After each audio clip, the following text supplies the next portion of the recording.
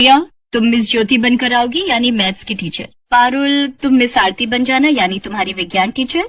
सोनम, तुम हिंदी टीचर और चारू तुम इंग्लिश। मैम, वो मैं कल छुट्टी पर हूँ, प्लीज आप किसी और को ये ड्यूटी दे दो। इनमें से कोई और स्वाति मैम बन जाएगी। जूही, आपको बना दूं? मैम, मुझे टीचर बनना अच्छा नहीं लगता। Sorry ma'am. सबको ड्यूटी मिल गई है। ड्राइंग, म्यूजिक, कंप्यूटर आदि सारे सब्जेक्ट की टीचर बना दी मैंने, बस इंग्लिश टीचर बनानी रह गई है। अब क्या करूं? सब क्लासेस में पूछ लिया, कोई भी इंग्लिश टीचर बनने को तैयार नहीं है। अब क्या किया जाए? क्या हुआ मिसेस दीक्षित, परेशान दिखाई दे रहे हो? क्या करूं मिसेस पांडे, प्रिंसिपल मैम ने टीचर्स डे के दिन 8th क्लास की गर्ल्स को टीचर्स बनाने की ड्यूटी मुझे दे दी है। सबको मैंने ड्यूटी दे दी है, बस स्वाति रह गई है और इंग्लिश टीचर का रोल कोई भी लड़की करने को तैयार नहीं हो रही है। मिसेस दीक्षित, हमेशा यही परेशानी होती है, स्वाति का रोल कोई लड़की नहीं करेगी। ये आप भी जानते हो और मैं भी जानती हूँ, और स्कूल की बाकी टीचर्स भी। स्वाति का रंग बहुत काला है और काली टीचर कोई भी स्टूडेंट नहीं बनना चाहेगा। ज्यादा जबरदस्ती की और किसी बच्ची को बना भी दिया तो उसके पेरेंट्स लड़ने आ जाएंगे। ठीक है, फिर इंग्लिश टीचर रहने देते हैं। प्रिंसिपल मैम पूछेंगी तो बोल देंगे जिसको बनाया था उस स्टूडेंट ने छुट्टी कर ली। कम से कम बात हमारे ऊपर तो नहीं आएगी ना। दोनों टीचर्स की बातें स्वाति सुन लेती है, उसकी आंखों से आंसू आ जाते हैं। ये कोई नई बात नहीं थी, अक्सर ही स्वाति के साथ ऐसा होता था। स्वाति भले ही एक समझदार पढ़ी लिखी स्कूल में इंग्लिश की एक बहुत अच्छी टीचर थी, पर उसकी एक ही कमी थी कि उसका रंग काला था, जिस कारण उसे कई बार नफरत का पात्र बनना पड़ता था। और इस बार भी टीचर्स डे पर कोई स्टूडेंट स्वाति का रोल नहीं लेना चाहते थे। इसलिए टीचर्स डे सेलिब्रेशन में हॉल में जब सब लड़कियां अपनी अपनी टीचर्स का रोल निभा रही थी, तो इंग्लिश टीचर का स्थान खाली था। प्रिंसिपल मैम समझ जाती है कि आज भी सब लड़कियों ने इंग्लिश टीचर बनने से साफ मना कर दिया। फंक्शन खत्म हो जाता है, सब लड़कियां क्लास में आकर बातें करने लगती हैं। अच्छा हुआ मैं स्वाति मैम नहीं बनी, वरना मुझे तो कितना सारा काजल अपने मुंह पर लगाना पड़ता। ये मैंने अपनी मम्मी से बात की थी, वो तो कह रही थी कि अगर इतनी काली है तो मुझे अपने चेहरे पर काला पेंट करना पड़ेगा। मैं तो बाल बाल बच गई। मेरी मम्मी ने भी साफ मना कर दिया, यही बोल रही थी कि अच्छा किया जो मैंने भी मना कर दिया। तुम्हें पता है हमारी क्लास में आधे से ज्यादा बच्चे तो आज छुट्टी पर हैं, वो भी इसी डर से कहीं उन्हें दीक्षित मैम स्वाति मैम का रोल ना दे दे। चुप चुप चुई चुप, स्वाति मैम आ रही है। तभी स्वाति क्लास में आ जाती है, पर कोई भी बच्चा उसे हैप्पी टीचर्स डे नहीं बोलता, इसलिए स्वाति खुद ही बच्चों को टीचर्स डे की बधाई देती है। हैप्पी टीचर्स डे बच्चों, आज सबने बहुत अच्छा फंक्शन किया। आज पढ़ाई तो होगी नहीं, थोड़ी देर में छुट्टी हो जाएगी। अच्छा बच्चों, कल सब बच्चे पिकनिक के पैसे ले आना। जो जो बच्चे जाना चाहता है वो कल मुझे पैसे जमा करवा देना। कुछ देर बाद स्कूल की छुट्टी हो जाती है और सब बच्चे अपने अपने घर चले जाते हैं। स्वाति एक मध्यम वर्गीय परिवार की बेटी थी। वो 28 साल की थी, पर काले रंग के कारण उसकी शादी नहीं हो पा रही थी। इस कारण स्कूल के साथ साथ उसे आस पड़ोस के भी ताने सुनने पड़ते थे। स्वाति जब भी छुट्टी के टाइम स्कूल से घर पहुंचती तो रास्ते में मोहल्ले की औरतें उसे देखकर बातें बनाती थी। नमस्ते आंटी। नमस्ते बेटा, कैसी हो? मैं ठीक हूँ आंटी। आशा जी की बेटी कितनी बड़ी उम्र की हो गई है, पर देखो इसके माता पिता को अभी तक इसकी शादी की चिंता नहीं है। अरे काला रंग है ना, काली लड़कियों को लड़के आसानी से नहीं मिलते। बेचारे माँ बाप इसमें क्या करें। थोड़ा धीरे बोलो, पास में से ही निकली है। स्वाति उन औरतों की बातें सुन लेती है, पर वो क्या करे, किस किस को जवाब दे, इसलिए वो चुपचाप घर के अंदर चली जाती है। स्वाति, आगे बेटा, आज मैंने तेरी पसंद के राजमा चावल बनाए हैं, तू हाथ मुंह धो ले, मैं खाना लगाती हूँ। मम्मी, वो आज बच्चों ने ट्यूशन जल्दी आना है, एग्जाम है, तो आप मुझे थाली लगा दो, मैं कमरे में ही खा लूंगी। क्या हुआ स्वाति बेटा, तू तो मेरे बिना कभी भी दोपहर का खाना नहीं खाती है। तेरी आंखों के आंसू मुझे साफ दिखाई दे रहे हैं, इधर आ। स्वाति अपनी माँ से लिपट जाती है और रोने लगती है और सारी बात बताती है। स्वाति, तू तो मेरी हिम्मत वाली बच्ची है ना, तू इन बातों का बुरा मत माना कर। भगवान जब हमें धरती पर भेजते हैं तो हमारे लिए कुछ अच्छा ही सोच कर भेजते हैं। स्वाति की मम्मी उसे समझा तो देती है, पर कहीं न कहीं स्वाति का मन दुखी था। कुछ दिन बाद स्कूल के बच्चे पिकनिक पर जाते हैं। अपनी अपनी क्लास के साथ हर टीचर की ड्यूटी थी। स्वाति की क्लास के बच्चे स्वाति को पसंद नहीं करते थे, इस कारण उसका कहना भी नहीं मानते थे। आप सब बच्चे ध्यान रखना, वो स्विमिंग पूल बड़ों के लिए है, आप इस छोटे स्विमिंग पूल में ही खेलना। चारू, अब क्या करे, स्वाति मैम ने तो बड़े वाले स्विमिंग पूल में जाने से ही मना कर दिया, और इस छोटे वाले में तो कितना कम पानी है। छोड़ ना यार, ये काली मैम तो ऐसे ही बोलती रहती है। तू जानती है ना मैं बहुत अच्छी स्विमर हूँ, अगर तू डूबने लगेगी तो मैं तुझे संभाल लूंगी। वैसे तुझे कुछ नहीं होगा, बड़े वाले स्विमिंग पूल में भी इतना पानी नहीं है। चारू और जूही स्वाति की बात को अनसुना कर देती हैं और बड़े वाले स्विमिंग पूल में तैरने चली जाती हैं। सब बच्चों और टीचर्स का ध्यान छोटे स्विमिंग पूल की तरफ था, तो बड़े स्विमिंग पूल की तरफ कोई ध्यान ही नहीं देता। चारू, पहले तू क्यों नहीं जा रही? अरे मैं तो जाती रहूंगी, पहले तू जा फिर मैं आती हूँ। जूही को ज्यादा तैरना नहीं आता था, वो पानी में डूबने लगती है। चारू मुझे बचा, पानी बहुत गहरा है। तू बोल रही थी मुझे बचा लेगी चारू। चारू मुझे बचा। नहीं जूही, मुझे डर लग रहा है। मैं सोच रही थी पानी गहरा नहीं है, पर इसका पानी तो बहुत गहरा है। मैं स्विमिंग पूल में नहीं आऊंगी, मुझे ज्यादा तैरना नहीं आता। मैं तो झूठ बोल रही थी। तभी टीचर्स की नजर जूही पर जाती है और सब चिल्लाने लगते हैं। वहाँ पर किसी को भी स्विमिंग नहीं आती थी। अरे कोई जूही को बचाओ, यहाँ पर तैरना किसको आता है? यहाँ कोई गार्ड क्यों नहीं दिखाई दे रहा? मैम मुझे भी तैरना नहीं आता है और स्विमिंग वाले सर आज छुट्टी पर है। सब लोग अभी बात कर ही रहे थे कि अचानक किसी के स्विमिंग पूल में कूदने की आवाज आती है। वो कोई और नहीं बल्कि स्वाति थी। स्वाति तैरना जानती थी, आज उसके कारण जूही की जान बच गई थी। सब टीचर्स और बच्चे स्वाति की बहुत तारीफ करते हैं। स्वाति, आज तुम्हारी वजह से हमारे स्कूल की इज्जत बच गई। अगर जूही को कुछ हो जाता तो हम अपने आप को कभी माफ नहीं करते। स्वाति, तुम हमारे स्कूल की बेस्ट टीचर हो। मुझे तुम पर गर्व है कि तुम हमारे स्कूल के बेहतरीन स्टाफ का हिस्सा हो। स्वाति मैम सचमुच कितनी अच्छी है ना, आज उन्होंने जूही को बचा लिया, वरना किसी भी टीचर को स्विमिंग नहीं आती थी। Swati ma'am thank you so much, आपने मेरी जान बचाई। इसमें थैंक यू की कोई बात नहीं है जूही बेटा, मैं तुम सब बच्चों से बहुत प्यार करती हूँ। तुम सब बच्चे तो मेरी जान हो। स्वाति का इतना मिलनसार स्वभाव देखकर सब बच्चे बहुत खुश होते हैं और उसे बहुत प्यार करते हैं। उस दिन से स्वाति को सबने उसके रंग के लिए अपमानित करना बंद कर दिया। कुछ दिन बाद स्वाति के लिए बहुत ही अच्छे घर का रिश्ता भी मिल गया। पर स्वाति ने शादी के बाद भी अपना स्कूल जाना नहीं छोड़ा, क्योंकि वहाँ की टीचर्स और बच्चे सब स्वाति से बहुत प्यार करने लगे थे। इसलिए स्वाति ने शादी के बाद भी नौकरी करना जारी रखा। कहते हैं जब इंसान स्वयं अच्छा होता है तो ईश्वर भी उसके साथ हमेशा अच्छा ही करते हैं। अगले टीचर्स डे पर स्वाति देखती है कि जूही भले ही अब अगली क्लास में चली गई है, पर उसने अपनी पुरानी इंग्लिश टीचर स्वाति का ही रोल निभाया है और वो बिल्कुल स्वाति की तरह तैयार होकर आई है। ये देखकर स्वाति की आंखों में खुशी के आंसू आ जाते हैं।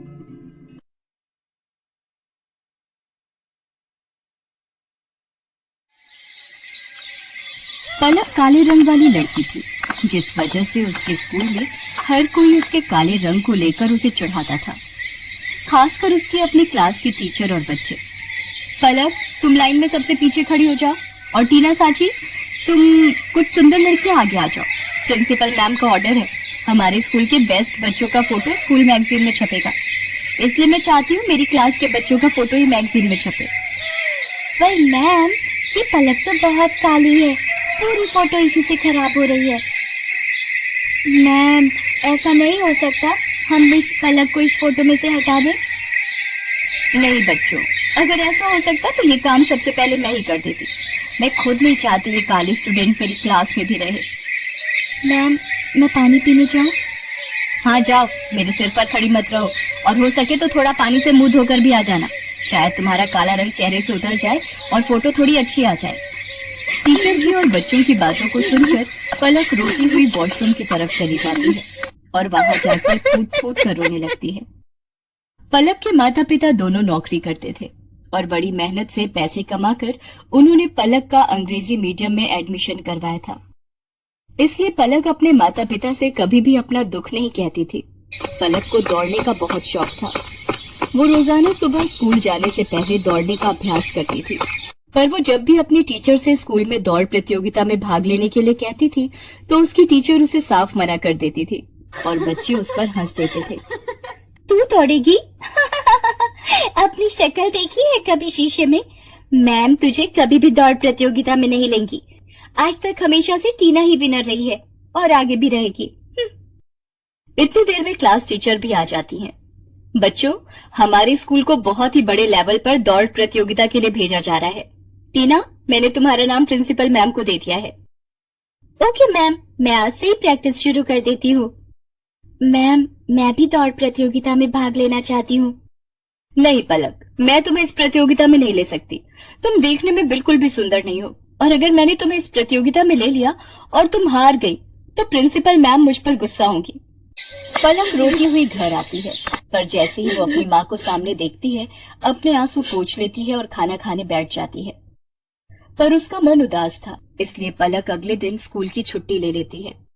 उसे पता था कि वो स्कूल जाएगी तो और बच्चों को प्रतियोगिता में जाता देख उसका मन दुखेगा। अरे पलक बिटिया, आज तू स्कूल नहीं जा रही? नहीं माँ, आज बस थोड़ा सिर में दर्द है, इसलिए घर पर आराम करूंगी। कोई बात नहीं पलक बेटिया, तू तो रोजाना ही स्कूल जाती है, आज छुट्टी कर ले और आराम करना। एक काम करो, आज तुम चले जाओ, मैं पलक के पास ही रुक जाती हूँ। उसे किसी चीज की जरूरत होगी तो बना दूंगी। ठीक है, फिर मैं अकेला ही काम पर चला जाता हूँ। पलक की माँ उसके पास ही घर पर रुक जाती है। पलक सो रही थी और उसकी माँ काम कर रही थी। इतनी देर में दरवाजे पर कोई आता है। जी, मेरा नाम रामलाल है, मैं पलक बिटिया के स्कूल का चपरासी हूँ। मुझे वहाँ की प्रिंसिपल मैम ने भेजा है। उन्होंने तुरंत ही पलक को स्कूल बुलाया है। वो किसी दौड़ प्रतियोगिता में जाना है, शायद यही बात हो रही थी। पलक को, पर उसकी तो अभी तबीयत। रामलाल भैया, आप मैम को बोल दो मैं अभी तैयार होकर स्कूल पहुँचती हूँ। दौड़ प्रतियोगिता का नाम सुनकर मानो पलक के दिमाग में कौन सी फुर्ती आ गई कि वो जल्दी से तैयार होकर स्कूल पहुँच गई। अच्छा, तो तुम पलक हो बेटा, हमें तुम्हारी बहुत जरूरत है और इस स्कूल को भी। टीना जो तुम्हारी क्लास की है वो इस प्रतियोगिता में भाग नहीं ले सकती। उसके पैर में चोट आ गई है, इसलिए डॉक्टर ने उसे दौड़ने के लिए मना किया है। हम चाहते हैं कि तुम अपने स्कूल के लिए इस प्रतियोगिता में हिस्सा लो और जीत कर ही लौटो।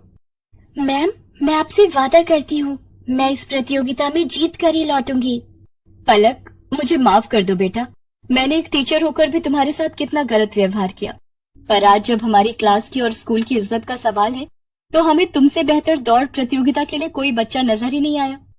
मैं जानती थी कि तुम रोजाना सुबह दौड़ने का अभ्यास करती हो, इसीलिए मुझे तुम्हारा नाम सबसे पहले याद आया। मेरी शुभकामनाएं तुम्हारे साथ हैं। पलक, देखना तुम इस प्रतियोगिता में जीत कर ही लौटोगी। Thank you ma'am, thank you so much. मैं आपसे वादा करती हूँ मैं इस प्रतियोगिता में जरूर जीतूंगी। पलक की क्लास के सब बच्चे भी उसे शुभकामनाएं देते हैं और पलक पूरे जोश के साथ दौड़ प्रतियोगिता में हिस्सा लेती है और जीत कर लौटती है। उसकी प्रिंसिपल मैम और क्लास टीचर उसे इनाम में ट्रॉफी देकर सम्मानित करती है। ट्रॉफी लेकर पलक घर पहुंचती है। प्रतियोगिता जीतने की खुशी पलक के माता पिता उसके चेहरे पर साफ साफ देख रहे थे। उस दिन के बाद से पलक को कभी भी कोई भी उसके काले रंग के लिए नहीं बोलता था, बल्कि सब उसकी बहुत तारीफ करते थे। इस वीडियो को लाइक करें, हमारे चैनल को सब्सक्राइब करें, बेल आइकन जरूर प्रेस करें हमारी न्यू वीडियो सबसे पहले देखने के लिए। एक बहुत ही घना जंगल था। उस जंगल में एक बहुत ही सुंदर तालाब था जिसमें कमल के फूल खिले हुए थे, जो तालाब की सुंदरता में चार चांद लगा रहे थे। जंगल के आसपास के गांव वाले उस घनघोर जंगल के तालाब के पास डर की वजह से नहीं जाते थे। लोग कहते थे कि उस तालाब में परियां स्नान करने के साथ ही साथ आपस में पानी पानी खेला करती हैं। जो कोई भी उधर उनको देखने जाता परियों के जादुई प्रभाव से बीमार पड़ जाता था। तालाब से कुछ ही दूरी पर रामपुर नाम का एक गांव था, जिसमें राजू नाम का एक छोटा सा लड़का अपने मम्मी पापा के साथ रहता था। उसके मम्मी पापा बहुत ही गरीब थे, इसलिए उसके लिए खिलौने भी नहीं खरीद पाते थे। राजू अक्सर खेतों की मिट्टी से ही खेला करता था। मिट्टी से टेढ़े मेढ़े खिलौने तैयार करके वो खूब खुश हो जाता था। बेटा राजू, मिट्टी मिट्टी नहीं खेला करते, देखो तुम्हारे कपड़े कितने गंदे हो गए। माँ, मैं मिट्टी मिट्टी नहीं खेलूंगा, लेकिन मेरे लिए खेलने के लिए खिलौने तो ला दो। ठीक है, मैं बाजार से जाकर खिलौने ला दूंगी। माँ की बात सुनकर राजू खुश हो जाता है। राजू के मम्मी पापा उसे घर पर अकेले ही छोड़कर बाजार की तरफ जाते हैं और जाते हुए राजू से कहते हैं, बेटा इधर उधर मत जाना और जंगल में उस तालाब की तरफ तो बिल्कुल भी मत जाना। ठीक है पापा, मैं घर छोड़कर कहीं नहीं जाऊंगा। मम्मी पापा के जाने के बाद राजू के मन में तालाब और जंगल घूमने लगते हैं और वो उन्हें देखना चाहता है। राजू खुद को रोक नहीं पाता और जंगल की तरफ चल देता है और कुछ ही दूरी पर वो परियों को स्नान करते हुए देखता है। सुंदर सुंदर प्यारी प्यारी परियों को देखकर राजू खुश हो जाता है, लेकिन डर की वजह से उनके पास नहीं जाता है। परियां पानी पानी खेलती हैं और शाम होते ही वो गायब हो जाती हैं। जाते समय परियों को ख्याल नहीं रहता पर एक छोटी परी तालाब में छूट जाती है। छोटी परी चल तो सकती है लेकिन उड़ नहीं सकती क्योंकि उसके पंख बहुत ही छोटे हैं। राजू उस नन्ही परी को अकेले देखता है तो उसके पास जाता है और उससे कहता है, बहन तुम्हारा नाम क्या है? मैं परी हूँ और मेरी मम्मी का नाम सोन परी है। तुम हमारी दोस्त बनोगी? हम लोग साथ साथ खूब खेलेंगे। परी और राजू खेलने लगते हैं। परी राजू के साथ खेलते खेलते उसके घर आ जाती है। शाम को राजू के मम्मी पापा जब राजू के साथ परी को देखते हैं तो उससे कहते हैं, राजू तूने ये क्या कर दिया? अब तो परियां क्रोध में आकर हम सबको श्राप दे देंगी। क्यों डरते हो अंकल? ऐसा कुछ भी नहीं होगा। मैं तो राजू के साथ खेलूंगी, फिर मेरी मम्मी आएगी और मुझे लेकर जाएगी और बदले में राजू को ढेर सारे खिलौने देगी। रानी परी के मुख से यह बात सुनकर राजू के मम्मी पापा बहुत खुश होते हैं। उन्हें अब सोन परी का डर नहीं रहता। रानी परी और राजू फिर एक साथ खेलने लगते हैं। अरे राजू, तुम्हारे घर में तो एक भी खिलौना नहीं है। मम्मी तुम बाजार से खिलौने लाने की बोली थी ना, मेरे खिलौने कहाँ हैं? बेटे, आज मेरे पास पैसे नहीं है। कल मैं तुम्हारे लिए जरूर खिलौने लेकर आऊंगी। आंटी जी, तुम पैसे के बिना खिलौने नहीं लाई? ये लो पैसे। रानी परी हवा में हाथ हिलाती है और पैसों से भरा एक थैला हवा में तैरते हुए राजू की मम्मी के पास चला आता है। आंटी जी, आपके पास पैसे नहीं है? ये लो, ये परी लोग के पैसे हैं। ये पैसे सोने के होते हैं। आप इन्हें बेचकर अच्छा सा घर बना लो। मेरे और राजू के लिए बहुत सारे खिलौने लेकर आओ। राजू के मम्मी पापा सोने के सिक्कों को देखकर बहुत ही खुश होते हैं और कुछ ही दिनों में सोने के सिक्कों को बेचकर बहुत बड़ा घर बनवा लेते हैं। और उसके बाद राजू के मम्मी पापा अपने गांव में सबसे ज्यादा अमीर हो जाते हैं। यार, अचानक राजू का परिवार इतना धनी कैसे हो गया? राजू तो कुछ दिनों से घर से बाहर भी नहीं निकल रहा है। चलो हम पता लगाते हैं कि मामला क्या है। गांव वाले छुप छुप कर राजू के घर की बात को सुनते हैं। राजू के घर से परी की आवाज आती है। वे लोग समझ जाते हैं कि परी के चलते ही राजू का परिवार इतना धनी हुआ है और गांव वाले मुखिया से जाकर कहते हैं, राजू के साथ साथ उस नन्ही परी को भी चौपाल पर लाया जाए। हम भी परी को देखना चाहते हैं। राजू, मैं तो इंसानों के बीच नहीं रहती। वो तो तुम मेरे दोस्त बन गए थे, इसलिए मैं तुम्हारे घर आ गई। मुझे चुपके से तालाब की तरफ ले चलो। मेरी माँ वहाँ आई होगी। मैं अपनी माँ के साथ चली जाऊंगी, नहीं तो ये लोग मुझे मार देंगे। ठीक है, मगर मैं तुम्हें छोड़कर नहीं रह पाऊंगा। मैं भी तुम्हें छोड़कर नहीं रह सकती। तुम जब भी बुलाओगे ना, तो मैं जहाँ भी रहूंगी चले आऊंगी। ठीक है रानी परी। राजू नन्ही परी को लेकर तालाब की तरफ जाता है। तालाब में परियां पानी पानी खेल रही होती हैं। वहीं पर जाकर राजू रानी परी को छोड़ देता है। रानी परी को छोड़कर राजू बहुत ही रोता है और भारी मन से अपने घर की तरफ चल देता है। राजू जब अपने घर आता है तो घर में मम्मी पापा को न पाकर चौपाल की तरफ जाता है। गांव वाले उसके मम्मी पापा को पेड़ से बांधकर उससे पूछते हैं, बता परी कहाँ है? हम दोनों नहीं जानते कि परी कहाँ है और वो राजू के साथ कहाँ गई हुई है। ठीक है, जब तक राजू परी को लेकर नहीं आ जाता हम लोग इंतजार करेंगे और जैसे ही वे दोनों आएंगे तुम लोगों को खोल दिया जाएगा। राजू चौपाल पर आता है और अपने मम्मी पापा को बंधा हुआ देखकर मुखिया से कहता है, प्रधान जी, आपने मेरे मम्मी पापा को क्यों बांधा है? ये तो बहुत गलत बात है। उन्होंने कौन सा अपराध किया है? क्या आपके गांव में गरीब का अमीर हो जाना अपराध माना जाता है? अरे ये तो बहुत बोलता है, इसे भी बांध दो। गांव वाले राजू को उसके मम्मी पापा के साथ बांध देते हैं। राजू संकट में पड़कर रानी परी को याद करता है। मम्मी, मेरा दोस्त संकट में पड़ा हुआ है, उसकी मदद करो ना।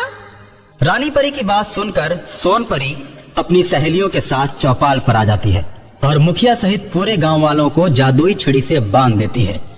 राजू और उसके मम्मी पापा को आजाद कर देती है। गांव वाले राजू से माफी मांगने लगते हैं और कहते हैं कि दोबारा ऐसी गलती नहीं करेंगे। राजू सोन परी से कहकर गांव वालों को छुड़ा देता है। इस वीडियो को लाइक करें, हमारे चैनल को सब्सक्राइब करें।